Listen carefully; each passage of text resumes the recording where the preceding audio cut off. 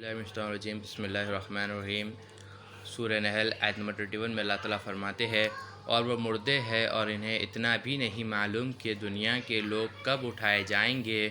یعنی اللہ تعالیٰ بول رہے جو بتاں ہے اللہ مردے ہیں، ان لوگ کو یہ تک نہیں معلوم کہ دنیا میں لوگ کب اٹھائے جائیں گے، بلکہ اللہ تعالیٰ بول رہے ہیں۔ آیت نمبر 22 میں اللہ تعالیٰ فرماتے ہیں تمہارا معبود ایک ہی ہے، بس جو لوگ آخرت پر ایمان نہیں رکھتے ان کے دل انکار کرنے والے ہیں اور وہ غرور والے ہیں اور بدمعاش بھی ہے۔ آیت نمبر 23 میں اللہ تعالیٰ فرماتے ہیں یہ بات حق و ثابت ہے کہ اللہ جانتا ہے جو کچھ وہ چھپاتے ہیں اور جو کچھ وہ دکھاتے ہیں، بے شک اللہ غرور کرنے والوں اور بدمعاشوں کو پسند نہیں کرتا۔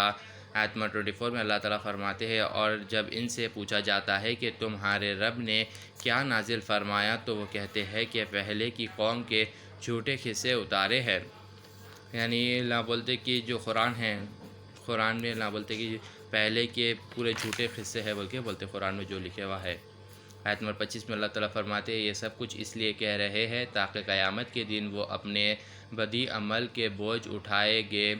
اور جن لوگوں کو وہ بھٹکاتے رہے ان کے بوجھ بھی یہی لوگ اٹھائیں گے۔ جان لو بہت برا بوجھ ہے جو یہ لوگ اٹھا رہے ہیں۔ آیت نمبر 26 میں اللہ تعالیٰ فرماتے ہیں بے شک ان لوگوں نے بھی دھوکہ دیا جو ان سے پہلے تھے، اللہ نے ان کے بنائے ہوئے چیزوں کو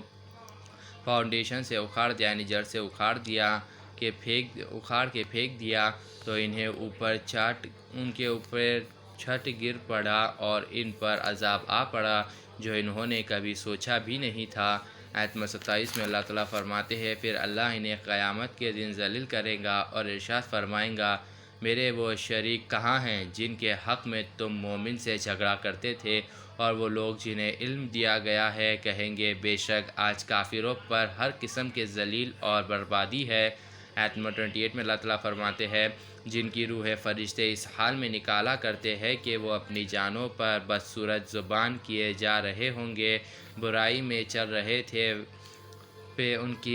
برائی پہ چلتے ہوئے ان کی روح نکالی جائیں گی، سو وہ قیامت کے دن بولیں گے ہم آپ کو فالو کرتے ہیں اور ہم آپ کے فرما بردار بنیں گے، اور کہیں گے کہ ہم دنیا میں کوئی برائی نہیں کیا کرتے تھے، کیوں نہیں، بے شک اللہ سب کچھ جانتا ہے جو کچھ تم کیا کرتے ہو۔ یعنی فرشتے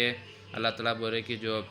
اللہ تعالیٰ کا انکار کریں گے اور جو شرک ٹھہرائیں گے اللہ تعالیٰ کے ساتھ، ان لوگ کو اللہ تعالیٰ ایسی کفاری میں اٹھائیں گے تو اللہ تعالیٰ کو بولیں گے کہ ہم تو آپ کو فالو کرتے تھے، ہم آپ کے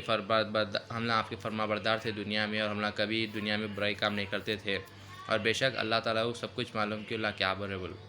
آیت نمبر 29 میں اللہ تعالیٰ فرماتے ہیں بس تم دوزخ کے دروازے میں داخل ہو جاؤ، تم اس میں ہمیشہ رہنے والے ہو، سو غرور اور بدمعاشی کرنے والوں کو کیا ہی برا ٹھکانہ ہے۔ آیت نمبر 30 میں اللہ تعالیٰ فرماتے ہیں پرہیزگار لوگوں سے کہا جائے گا کہ تمہارے رب نے کیا نازل فرمایا، تو وہ کہتے ہیں کہ دنیا اور آخرت کی بھلائی اتاری ہے، اور ان لوگوں کے لیے جو نیکی کرتے رہتے ہیں ان کے لیے دنیا میں بھی بھلائی اور آخرت کا گھر تو ضرور ہی بہتر ہے، اور پرہیزگاروں کا گھر کیا ہی خوب ہے۔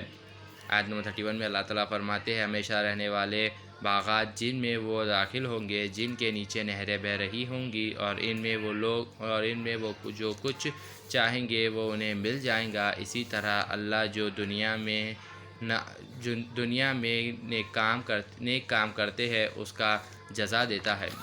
جزا یعنی ریوارڈ دیتا ہے۔ آیت نمبر 32 میں اللہ تعالیٰ فرماتے ہیں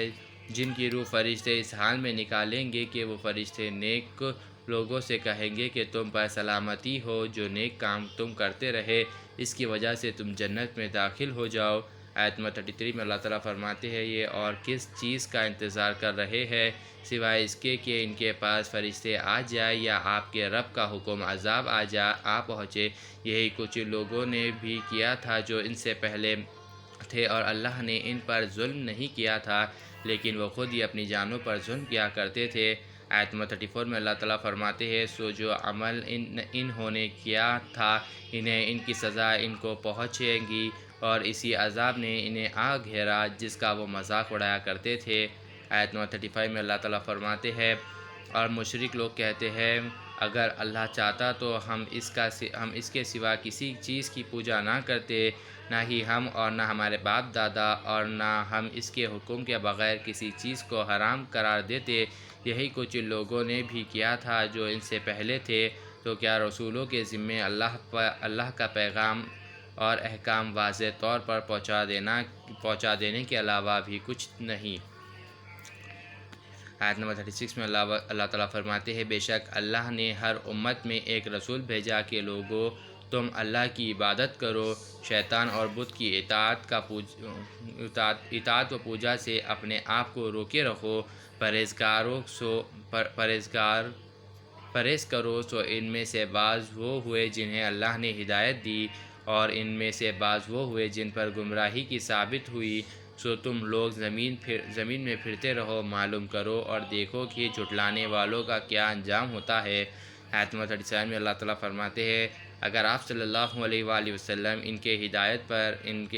پر آ جانے کی شدید خواہش رکھتے ہیں تو آپ اپنی طبیعت پاک پر اتنا زیادہ بوجھ نہ ڈالیں۔ بے شک اللہ جسے گمراہ ٹھہرا دیتا ہے اسے ہدایت نہیں فرماتا، اور ان کے لیے کوئی مدد کرنے والا نہیں ہے۔ آیت نمبر 38 میں اللہ تعالیٰ فرماتے ہیں، اور یہ لوگ بڑی زور سے اللہ کی قسمیں کھاتے ہیں کہ جو مر جائے اسے اللہ واپس نہیں اٹھائے گا۔ کیوں نہیں؟ اس کے ذمے کرم پر سچا وعدہ ہے، لیکن اکثر لوگ نہیں جانتے۔ آیت نمبر 39 میں اللہ تعالیٰ فرماتے ہیں، مردوں کو اٹھایا جانا اس لیے ہے تاکہ ان کے لیے وہ حق کلیئر بات سامنے آ جائے جس میں وہ لوگ انکار کرتے تھے کہ کافر لوگ جان لے کہ حقیقت میں وہی جھوٹے ہیں۔ آیت نمبر 40 میں اللہ تعالیٰ فرماتے ہیں، اللہ کا حکم جو کسی چیز کے لیے صرف اسی قدر ہوتا ہے کہ جب ہم اس کو وجود میں لانے کا ارادہ کرتے ہیں، یعنی اللہ تعالیٰ کوئی چیز کو بنانے کا ارادہ کرتے ہیں تو اللہ اسے فرماتا ہے کہ ہو جا تو وہ ہو جاتی ہے، یعنی کن فیکن۔ صدق اللہ العظیم و صدق مولانا رسول اللہ۔